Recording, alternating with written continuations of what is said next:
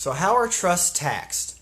I'm Michael Redden, and this is what we'll be talking about today. If you have any questions or comments, please leave them in the comments down below. So, trusts. A lot of people might hear things like, you really don't want a trust.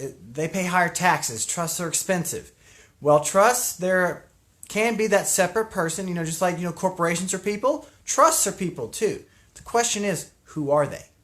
Trusts can be taxed one of three ways. Yes, they can be taxed as a trust, as a separate person, and that generally does have a fairly high tax rate. But compared to what? If you put the trust in a state that doesn't charge taxes on trusts, then a lot of times it'll be cheaper because you pay your personal federal rate and you pay your personal state rate. A lot of times trusts in many states can just pay their federal rate.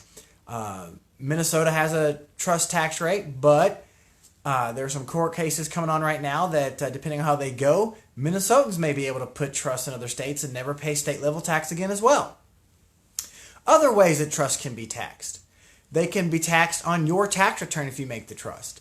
There are certain trusts, they're called grantor trusts, that aren't taxed at the trust tax rate. They flow through. Just like an LLC or a partnership will flow through to a tax return, they flow through to an individual's tax return.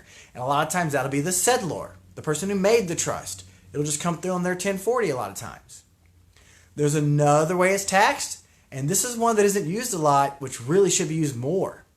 And that it can be taxed on the beneficiary's tax return. Think about that.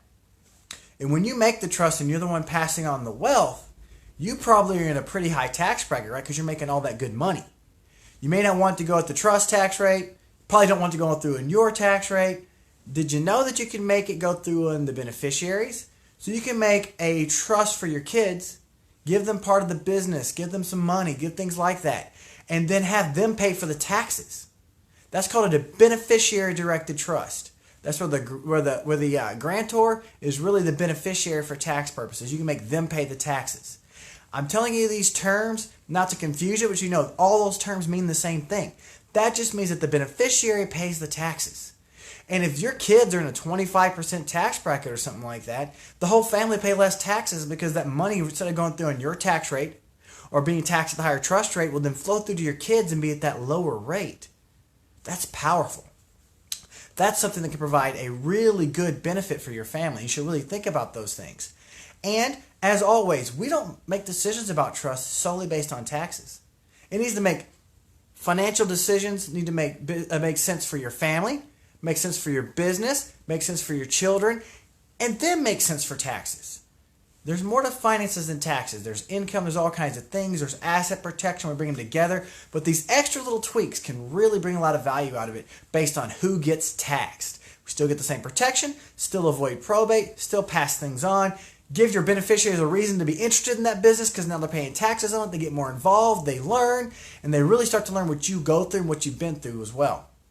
But the really good part about that is we can put that extra thing on there and have them taxed that way. So again, trusts are taxed in three ways, either the trust level or flowing through in someone's tax return, and that'll be either the person who made it or a beneficiary.